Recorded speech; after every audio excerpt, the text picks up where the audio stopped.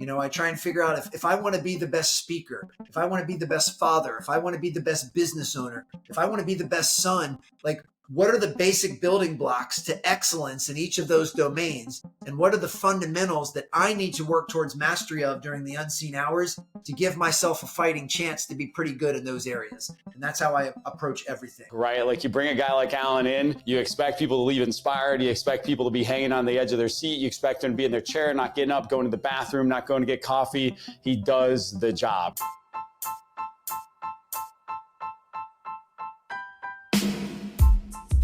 Welcome to Payrollin, the show where you will learn how to operate and grow your payroll business from the most dynamic minds in the business. If your company offers payroll services, this is the podcast for you. And now, here's your host, Matt Vaadi. Let's go. Alan, you spent more than 15 years training some of the most elite athletes on the planet. Dudes like Kobe, Durant, Steph.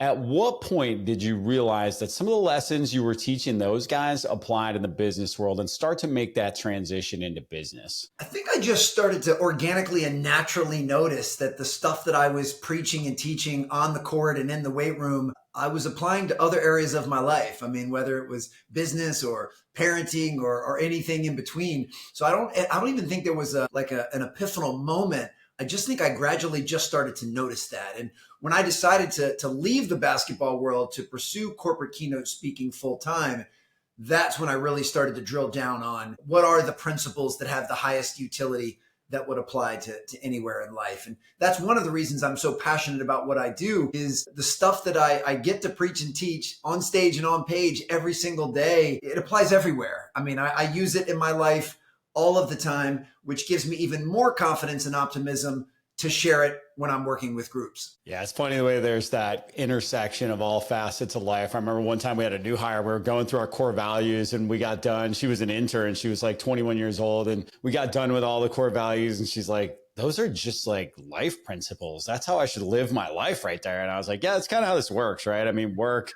play, family, faith, it all intertwines in those core principles and how we go about things, which is why I love the theme in your upcoming book, Next Play, where you talk about doing less but better. Talk to me about that concept, where that came from, and some of the core principles you talk about when you pull on that thread of less but better. So the first time I heard the concept Next Play was when I read Coach K's first book, Leading with the Heart. And I read that in the very early 2000s. And I remember reading it. That was one of the most influential books that I've ever read. It really shifted my perspective on leadership and building teams and core values. And even though I understood the concept and it made sense, I was a little slow to start applying it. It probably took close to 15 years later when I was working at DeMatha Catholic High School for a coach named Mike Jones, who was implementing Next Play in everything that he did on and off the court with the players and staff at DeMatha. So it wasn't until I actually got to see it put into practice all of the time that it really started to resonate strongly. And then I started to use it in my life. Even to this day, when I'm giving a keynote, the concept of Next Play tends to be one of the stickiest things that I share. It's one of the most often brought up when I'm meeting with attendees after I speak, is they're talking about how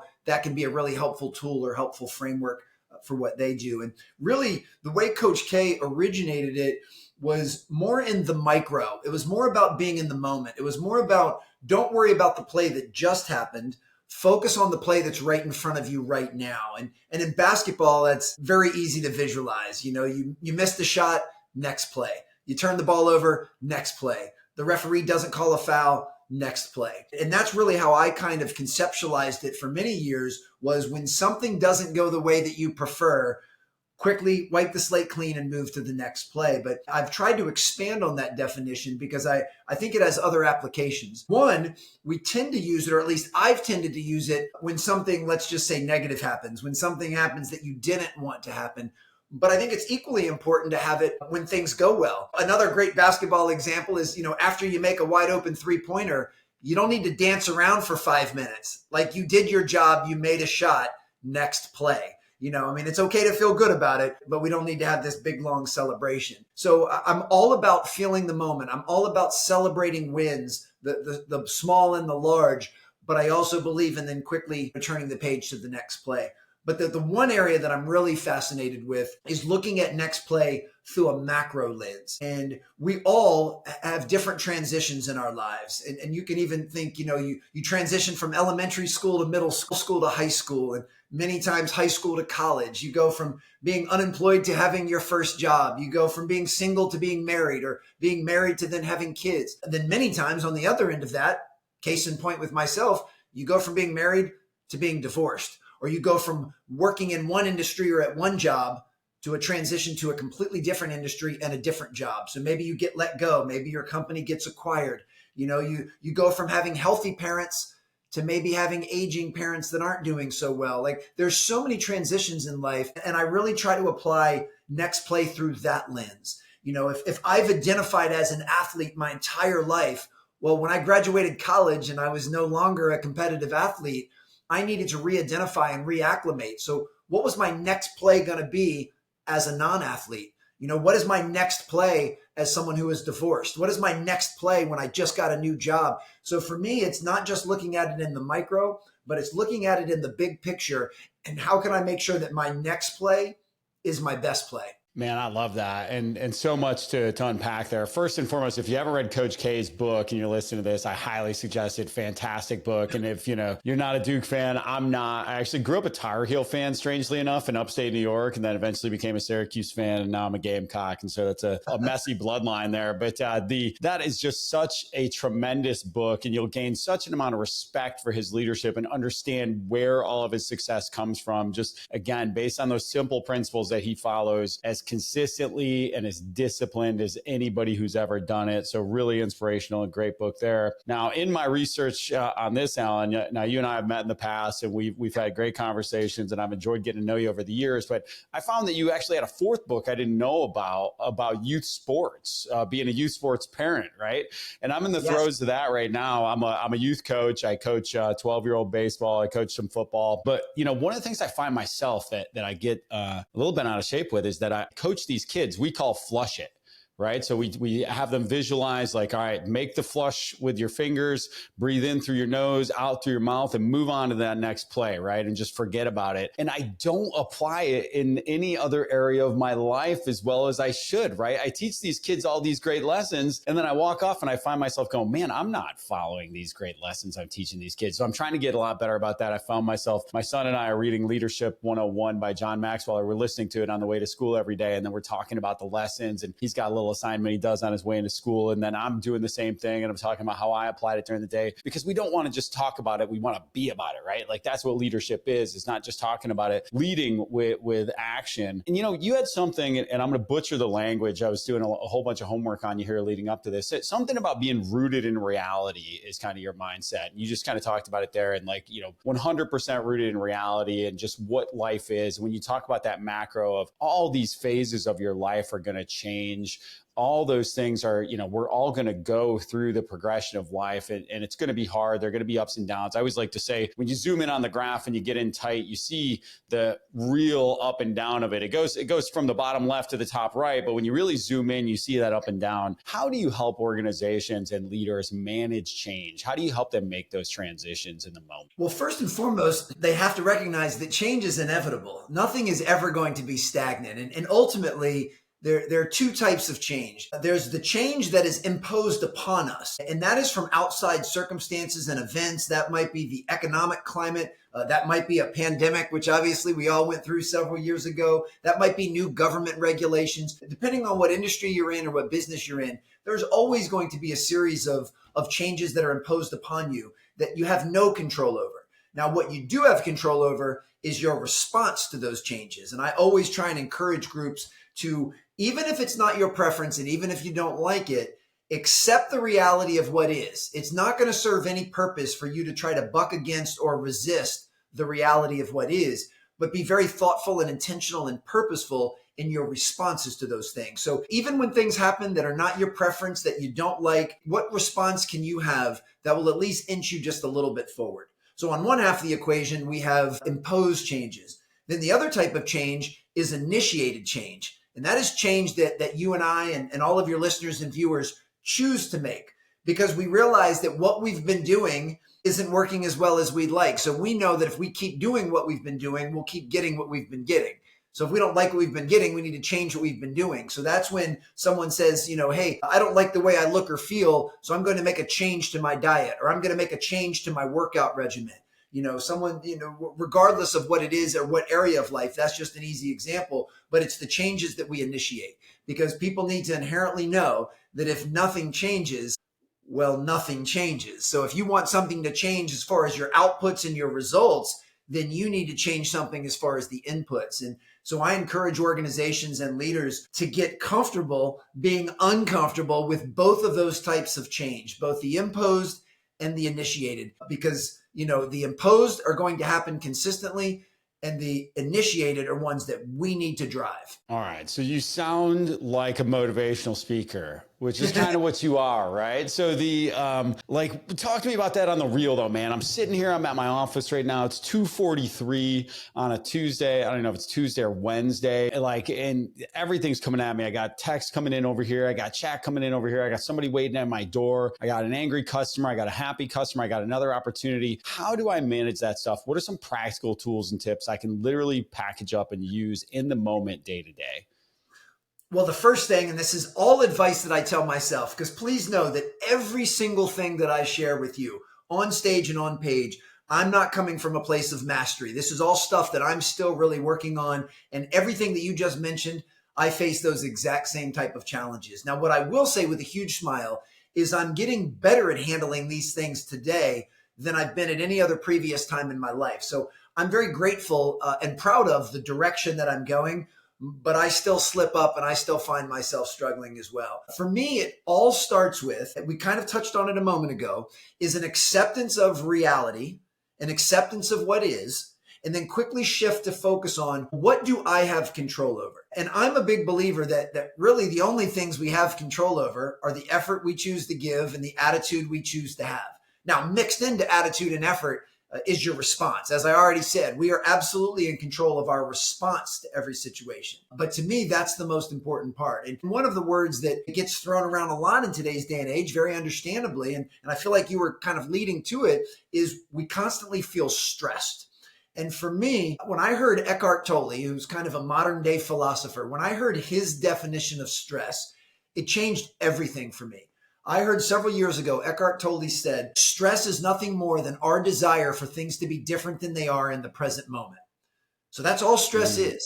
So stress is not actually caused by the angry customer that's waiting at your door right now. Stress is caused by your resistance to that and you wishing that there was not an angry customer at your door. That's where the stress is. If you learn to accept what is, and even if it's not your preference, I'm not delusional. I'm not saying that anyone would prefer to have an angry customer at their door. But if you accept that that's the reality, and then you say, okay, what is the response that I can have that can make this situation better? Can I listen empathetically to whatever it is that they're angered about?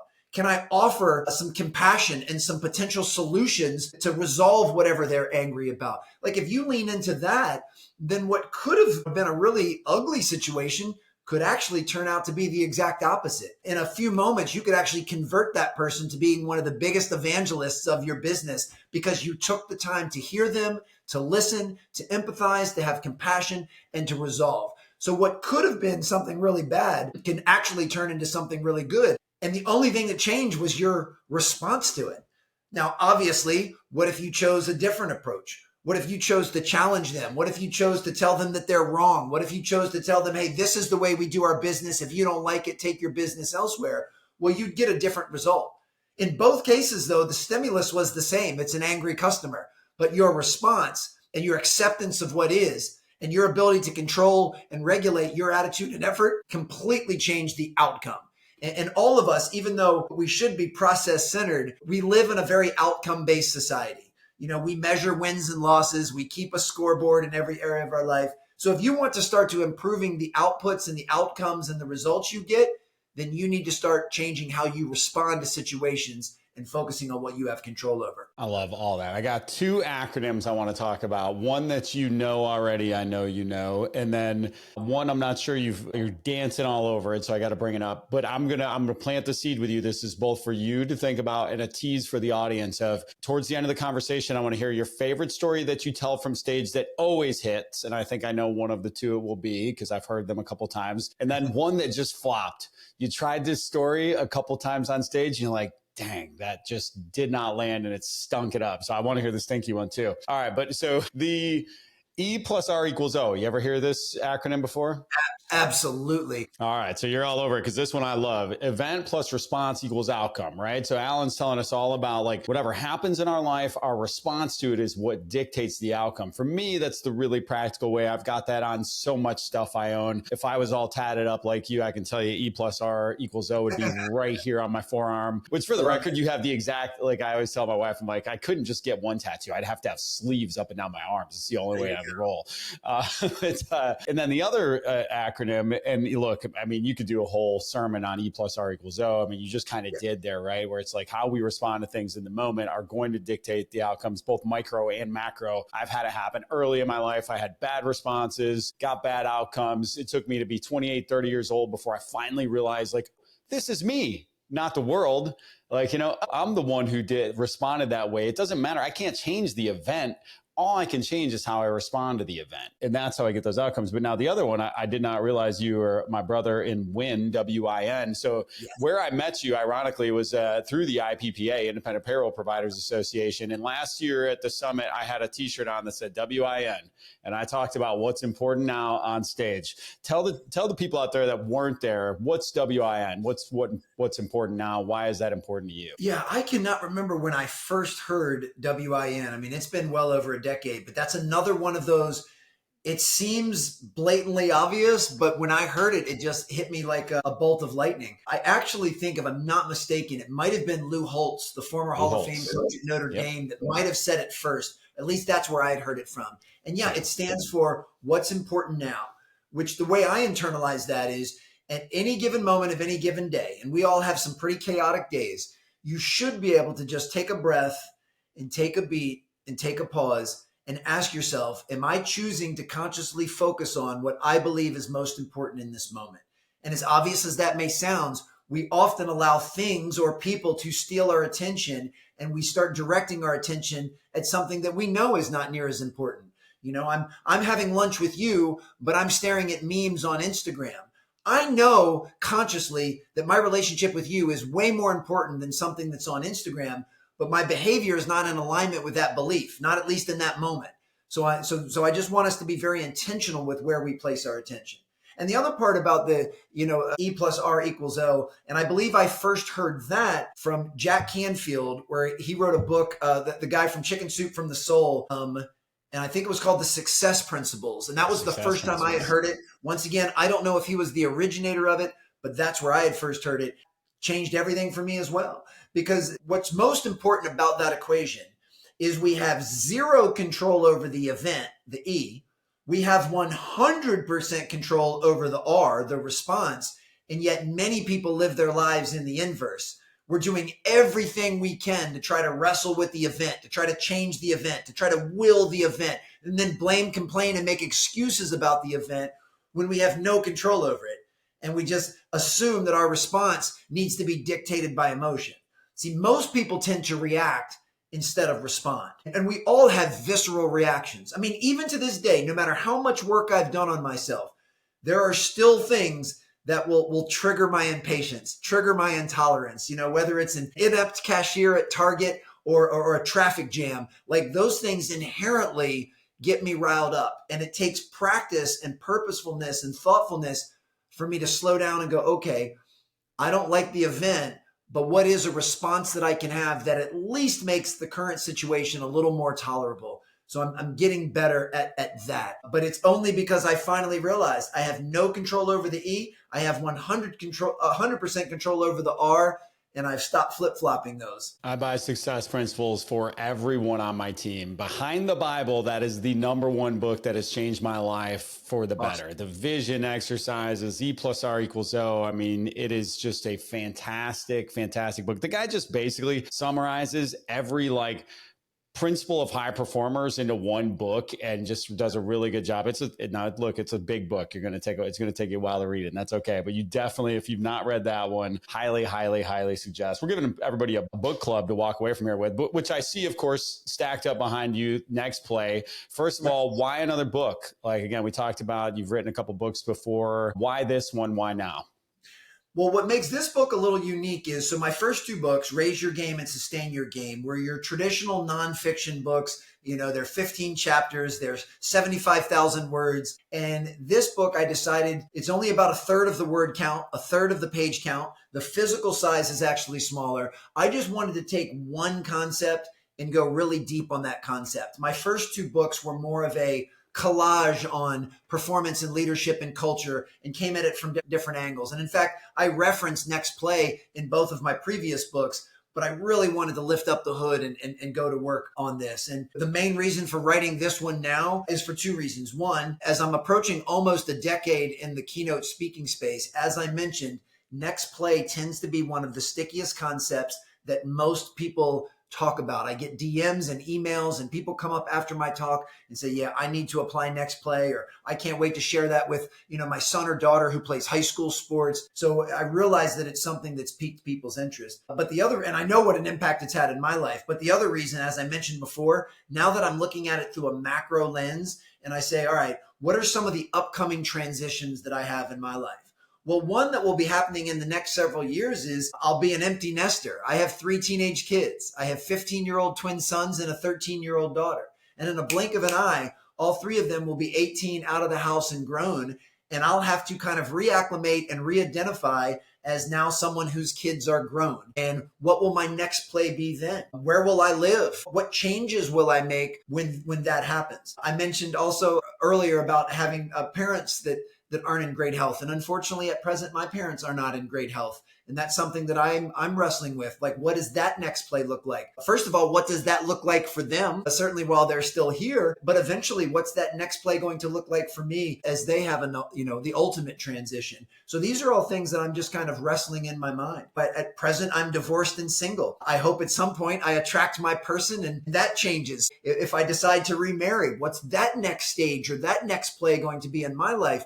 So these are all things that have got me thinking. So that's really the impetus for the book. Was I hear a lot of people talking about it, and it's something that I want to wrestle with on the macro. Did you hear that, ladies? Yeah, that was my unofficial push. Yes, both of the ladies who listen to the show. Well, we skew highly male. I know you'd be shocked to learn that. You bring me, I'm having this conversation with people constantly right now. I mean, I'm no young buck myself here. I'm 46 years old. So I've got a lot of friends that are in that age range, if not a few years older. And I'm starting, guys are getting laid off in their 50s and they've been in corporate America for 20, 30 years. And now they go, what's my next play? And it's a challenging time. And I tell people all the time, I'm like, maybe the only astute observation I ever had in my career, I'm not a particularly bright guy. And I know I don't need to tell you that. You've talked to me enough to know it. But when I was in my early 20s, I'm looking around the office. I get my first corporate job in America. And I'm looking around going, where are all the dudes over 40 in this company? There weren't too many of them. And, as I started, this company particularly was ruthless about if you were 55 years old and they could get a 35-year-old to do your job for 2/3, a half of what they paid you, you gone, man.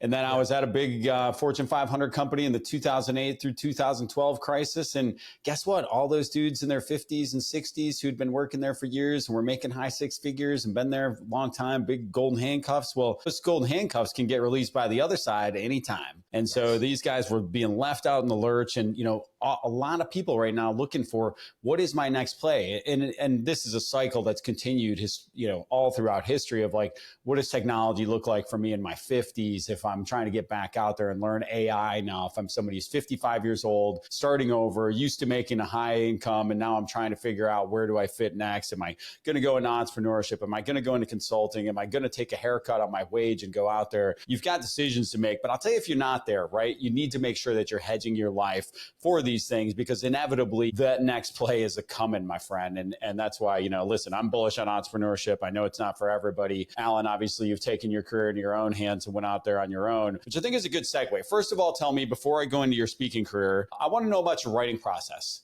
Tell me a little bit about how you write, how often you write. What's that process look like for you?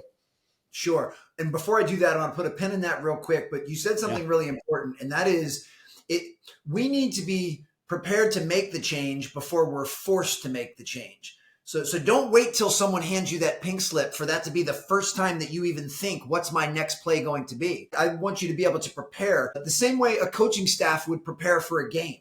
And that, they're going to study the film of what the other team does, their tendencies, their personnel. They're going to know what they do well. They're going to put together a game plan, but they're also going to come up with every type of contingency plan that if we try to run this play and it doesn't work, well, what are we going to pivot to? Or if they do this, how are we going to respond? So I believe in being very proactive in figuring out what is that next play going to be, and just make it a fun exercise. And for me, and I don't know if you want to call me optimistic or delusional, I'll take either one. But even though I'm almost 50 years old, I actually believe I'm only at the halftime of my life. I have full belief that I'm going to live another vivacious 50 years on this planet. So I'm only at halftime. So for me, I have learned so many lessons in the first 50, many of which through making my own boneheaded mistakes. So now I want to take all of those lessons and apply them to make sure my next 50 is my best 50. But in order to do that, I've got to be forward thinking, and I've got to think, well, what is my next play going to be? As I mentioned, I've got next plays when I'm thinking as far as my parents and their health,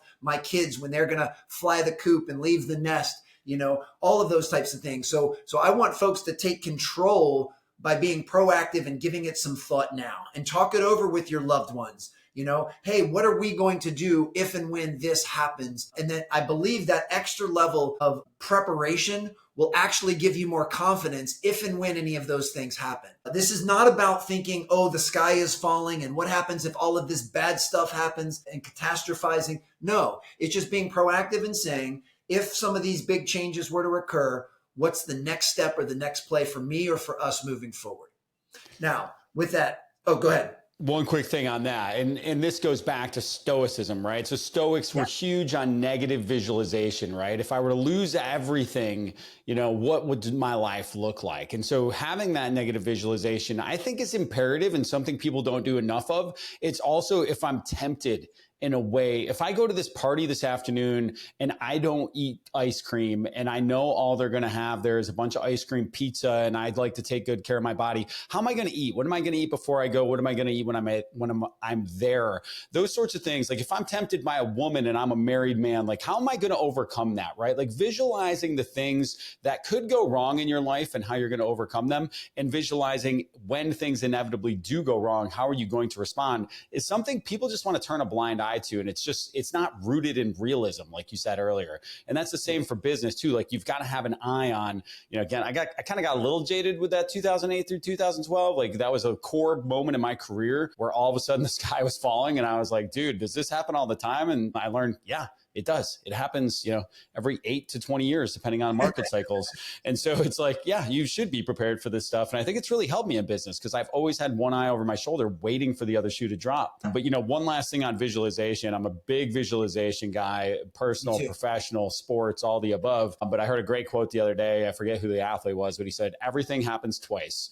First in my mind and then in life. And I love that, man. I love that. But I talk to founders in the payroll, HR, and accounting industry every single day, and they all tell me they need more of one thing. It's not more money. It's not more AI tools. It's more time. How do I get more time? Well, I hired a virtual assistant through outsourcescale.com that helps me manage my inbox, manage my calendar, handles administrative tasks for me, helps support my marketing efforts, and much, much more. The cool thing about Outsource Scale is that they actually train the virtual assistants on the latest and greatest AI tools to make sure that they can't only do that administrative work for you that you need to get off your plate, but they're doing it in the most efficient and effective ways possible. I've been so happy with my assistant from Outsource Scale that I've actually added multiple other teammates to our other companies through them. Their pricing starts at only $7.99 a month, and they make it super easy to get a new teammate onboarded and part of your team very quickly. Check them out today at outsourcescale.com.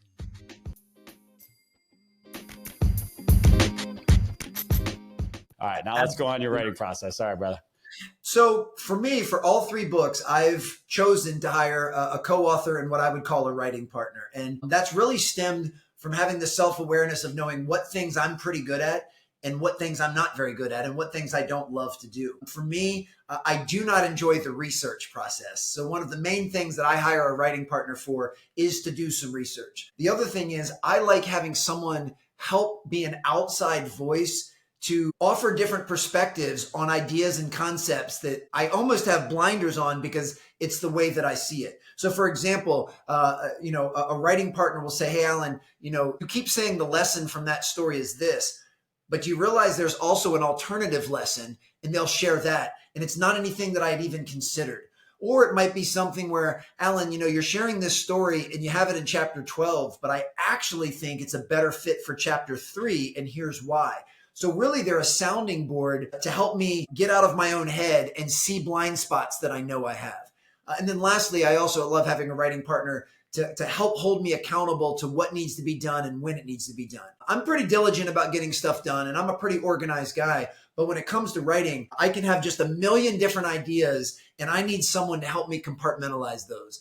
I need to just do the brain dump of saying, here's every story and every lesson that I can conceive of when it comes to next play, and someone to help me put some guardrails up and decide where that needs to go. So for me, I like being kind of the idea person, the concept person, the story person, the emotion person, and then I have someone else that can rein all of that in. And that's really my process. And I write when I'm feeling inspired. So, now, which is somewhat contradictory to other areas of my life, because I don't only work out when I feel like working out.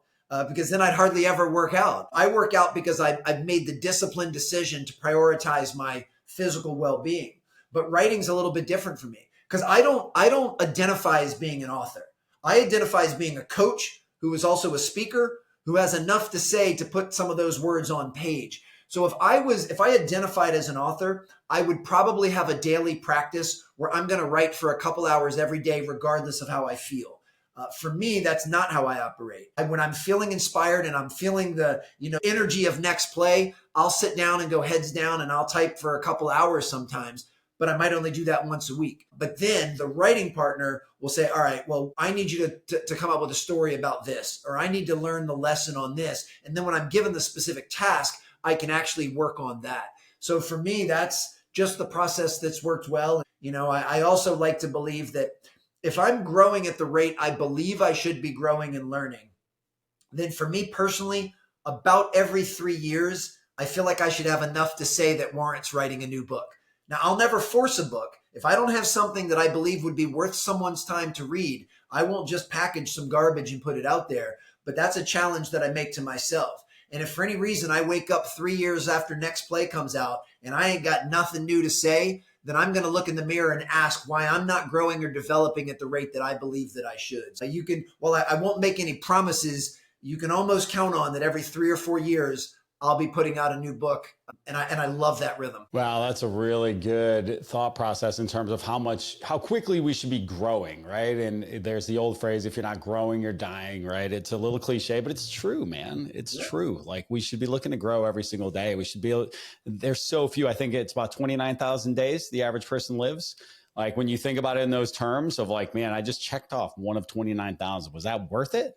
Did I do something productive today? Did I make the most of my time here of that one of 29,000? That doesn't seem like a lot when you put it that way, man. But let me ask though, like the actual process though, are you typing into a Google Doc? Are you voice, is this person interviewing you, the co-author? Take me a level deeper on that. It's a little bit of both. So I do have somewhat of a writing system and process for my social media content. So for me, I don't use any fancy apps or I don't use any fancy programs. I'm a Microsoft Word guy, and then I have the notes section in my iPhone. And anytime I'm just navigating the world, if I see or hear something that sparks an idea that I think potentially could be a social media post that would add value to my following, then I'm going to take some notes in my phone. And I might write down a couple of words. I might write down, 3 or 4 sentences, whatever it may be. And then I have like this running list, and literally the title is just social media content of running stuff. And then at different times, sometimes it's while I'm sitting on a plane. Sometimes it's, I feel inspired while I'm on the couch watching Netflix. Sometimes I'm actually in my office, but then I'll take those concepts and I'll start to expand on them and I'll start to write even more. Now, with the advent of OpenAI and ChatGPT, I use that as an assistance tool where I may say, I might type in some prompts to help facilitate the writing process, or I do it in the other way where I actually write a post and I feed it to ChatGPT and ask ChatGPT to tighten it up a little bit. Remove 15% of the fluff that's unnecessary to actually make this a sharper post. So I'm all about using AI as a supplemental tool. And the reason I say supplemental is I want to continue to do the work myself. I did not use AI to write one word of the book Next Play. And that was very purposeful and intentional because it's not just about putting out a new book. It's about the man that I become through the process of writing the new book. To me, that's way more important than the book. If the goal was only to put out a book, I could put out a book a week using ChatGPT. I mean, I could literally say, hey, write 20,000 words about the concept of Next Play in the voice of Alan Stein Jr. and put it into 10 clean chapters. And it could do it like that. And funny enough, it'd probably be better than if I wrote it myself, but that's not the reason I'm doing it. I'm doing it because I want to become a better version of myself through the process. It's the same thing. If we ever get to the point where I can hire an AI robot to do my push-ups for me, I'm not going to let them do that because then I won't get any stronger. I want to do my push-ups because I want to reap the benefit. I want to do the writing because I want to reap the benefit. So for me, I want to embrace those tools because I think they're incredible and they're valuable, but I'm never going to outsource the heavy lifting, if you will. So I'm always writing stuff for social media, and I use that as kind of a test.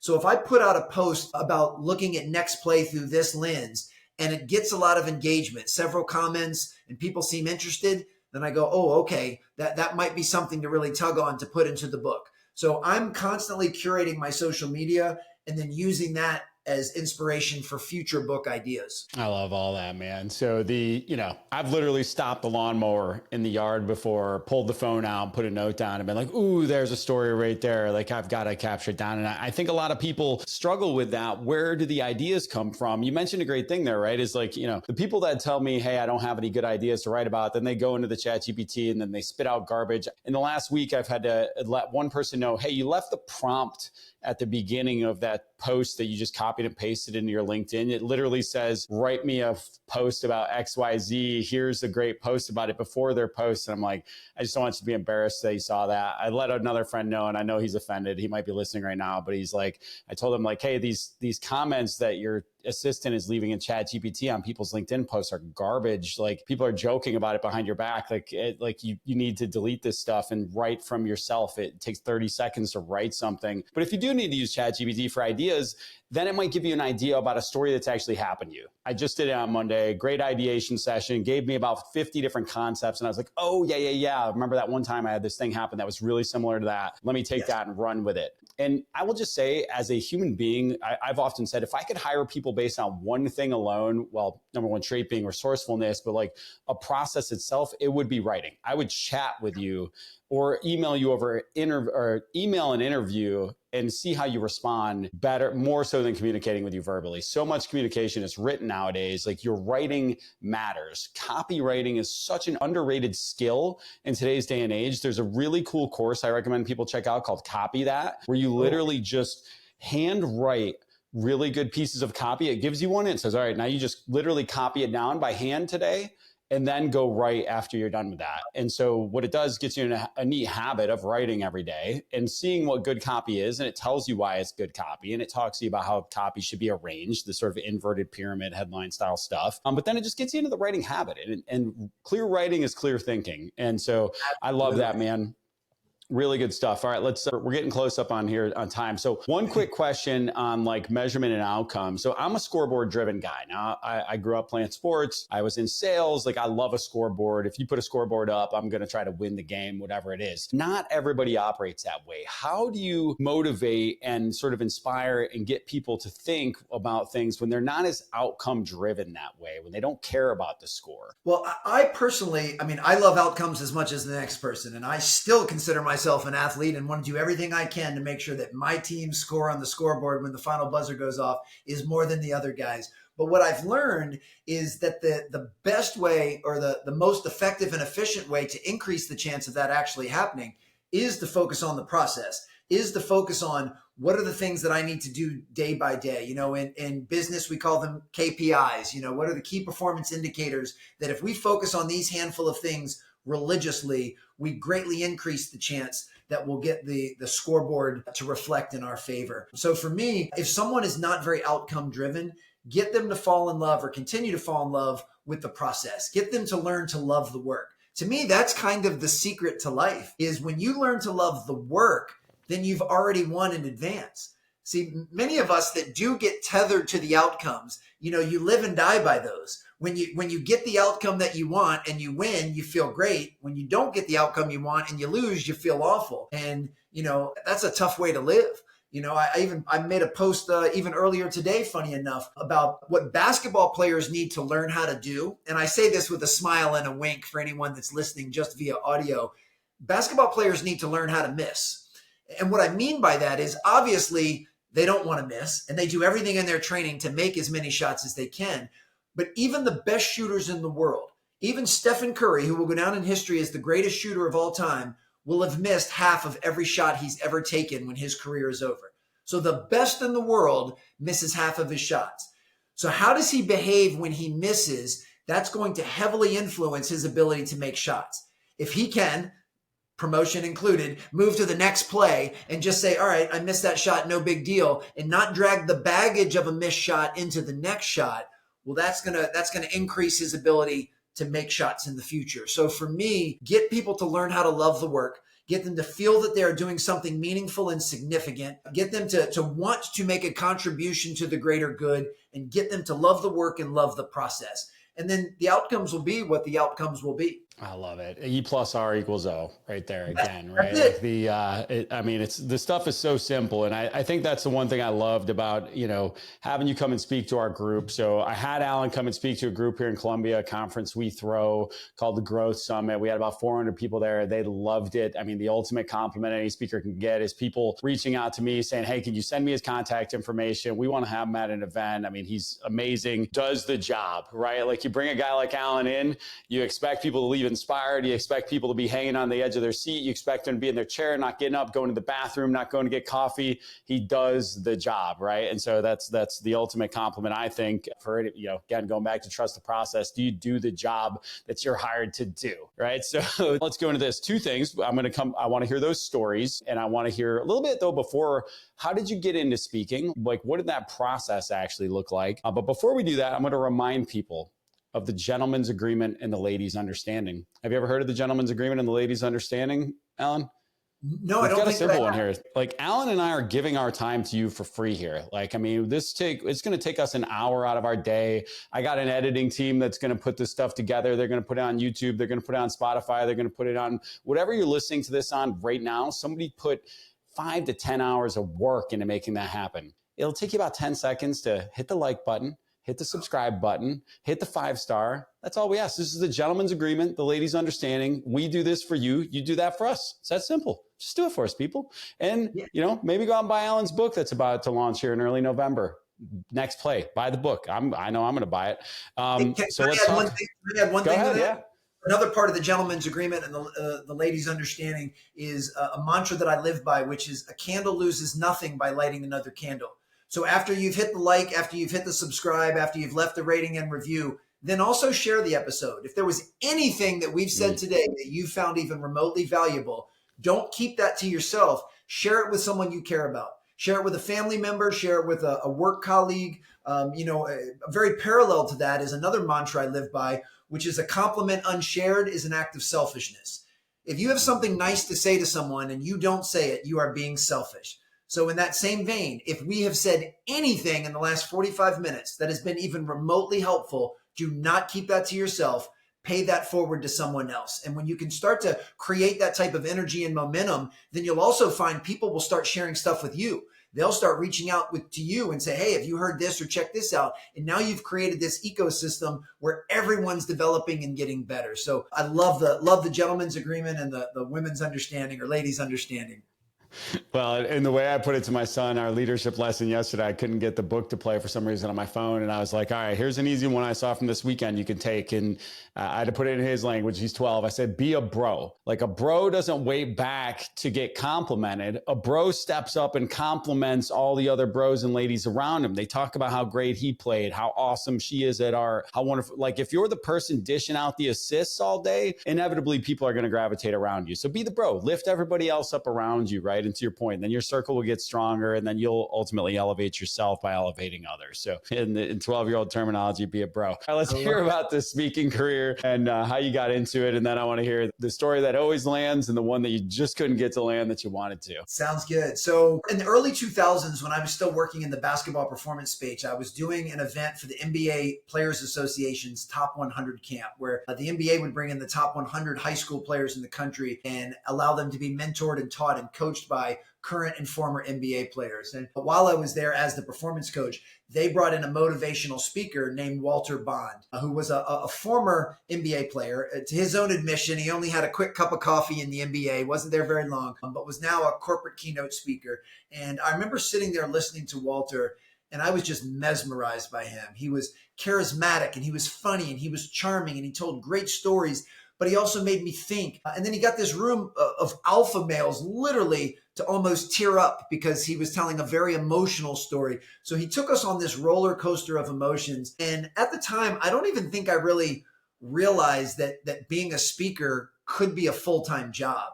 I mean, yeah, of course I knew of Tony Robbins and Brian Tracy and, Zig Ziglar and some of the GOATs, but they were kind of on a Mount Rushmore. I didn't know that an everyday person could actually make a living, a full-time living being a speaker. So that seed was planted that day. Now, I didn't want to do anything with it because I was loving the basketball training I was doing at the time. But if you fast forward 15 years, I started to feel burnt out in the basketball training space, and I needed to make a change in my life. I needed to move to a next play, and that's when it hit me. That's when I needed to start to water and put some sunshine on the seed that Walter had planted and decided to take a leap and become a corporate keynote speaker. I'm so glad that I made that decision. It's one of the better ones that I've ever made because I love what I do, and I'm so grateful for the opportunity to do it.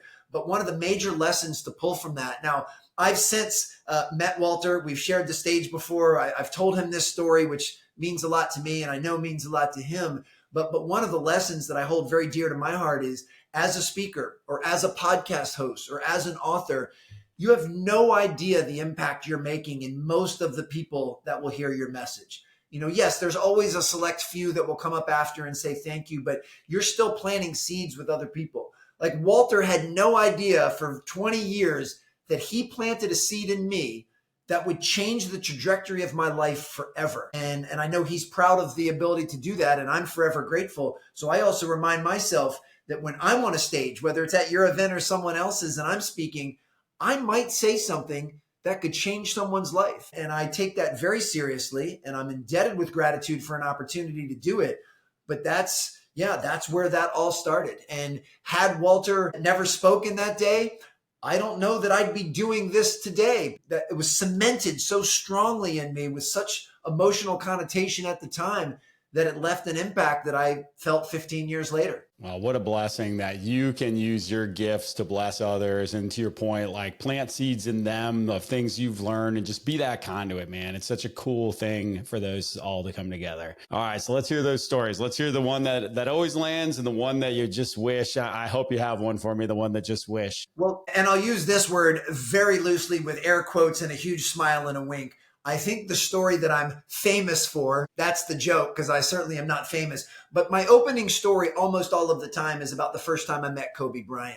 And the reason I start with that, certainly the name recognition of an icon like Kobe increases my credibility and gets people to lean in a little bit. But more importantly it really was something that fundamentally changed the way I saw the world. And, the short version of it, and I know you've heard this story several times, but I got to meet Kobe in 2007 and watch one of his early morning workouts. And at the time, he was the best player in the world. So I made the faulty assumption that he was going to be working on some pretty wild and crazy drills. And instead, he was just drilling down on the basic fundamentals over and over. And when I asked him why a player at his level would focus on the basics, he said something that really changed my perspective on everything.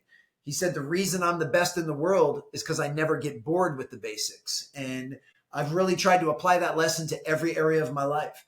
I try and figure out if I want to be the best speaker, if I want to be the best father, if I want to be the best business owner, if I want to be the best son, like what are the basic building blocks to excellence in each of those domains? And what are the fundamentals that I need to work towards mastery of during the unseen hours to give myself a fighting chance to be pretty good in those areas? And that's how I approach everything. And that story tends to do well. What was remarkable, and I've been telling that story for a decade. So what I find so interesting was, and it's hard to believe that this January will be 6 years since Kobe passed away.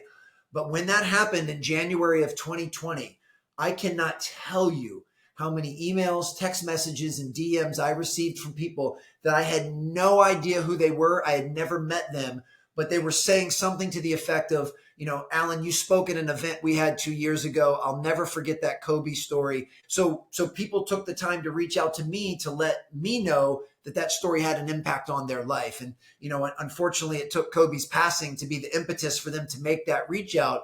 But that's when I knew that story certainly had some legs. And it's one of my favorites to tell, even though I've told it thousands of times. But it's one that ends up being one of the stickiest. And it really is the foundation to which everything else I preach and teach is built. So that one is a keeper. But what will be interesting is I'm designing right now and writing a brand new keynote to go with the new book, Next Play. And I have promised myself that it will be 60 minutes of brand new material. I am not bringing one syllable from my previous keynote into the new one. And I say that because I'm going to have to retire the Kobe Bryant story because it's not going to make it into the new one. Now, if someone hires me for the old talk, I'll still do it. But this new keynote is going to be all new material. And it's equal parts exciting and exhilarating, but also a little bit nerve-wracking for me to let go of my babies and to let go of stories that I've been telling for a decade and really put myself out there and have the courage to try stuff that's brand new. But I'm kind of excited for that. I'm excited to be a rookie again. So that's the story that's worked. So will you work through that material just real quick on that, kind of like a stand-up does, where it's like, I'm working through my 60 minutes worth of material and, the first 3 shows, I realize these 3 jokes just aren't hitting or I need to tweak them because clearly the punchline's not getting, and then kind of keep working through those. Is it an active process like that as you keep working through it? Absolutely. So the current process is right now I'm in kind of outline. I've got an outline, a skeleton of what I believe, based on now 10 years of experience in the corporate speaking world, of what I believe will work and what's aligned with the book. The next step will be I've got a few trusted colleagues that are also fellow speakers, but also are familiar with me, familiar with what they believe I do well with my material. And I'll run some of the bits and things by them to just gauge their thoughts on it. Give me the thumbs up or the thumbs down. What did you like? What should I move around? And then after that, I'll just have to debut it at some point. I am doing an official book launch event on December 10th here in the DC area. And at present, that will be the first time that I debut the new keynote. Now, if someone hires me to deliver it before December 10th, I'll certainly have it ready by then. But that'll probably be the first time that I'll do it. But yes, it'll be a very iterative process. I'll certainly film the entire thing, and I'll go back and break it down, and I'll combine how I actually felt when I was delivering it on stage and how I felt the audience responded. Then I'll let my emotions subside, and I'll go back and watch the video through a sterile lens and take notes. And then I'll figure out what things do I need to switch or iterate as I move forward. And, for me, I will make sure that if someone's going to write me a big check to come speak for them, I'm not up there just willy-nilly just trying new stuff out. It's not an open mic night. I will do everything in my power to make sure it is an incredibly compelling message. But I also know that it'll probably take at least 6 months of giving that talk regularly till it's kind of in its final form. It'll be in its larva stage up until then, and I'll still be moving some things around. I'll say what worked, what didn't, which kind of leads me to, your question about what story didn't work.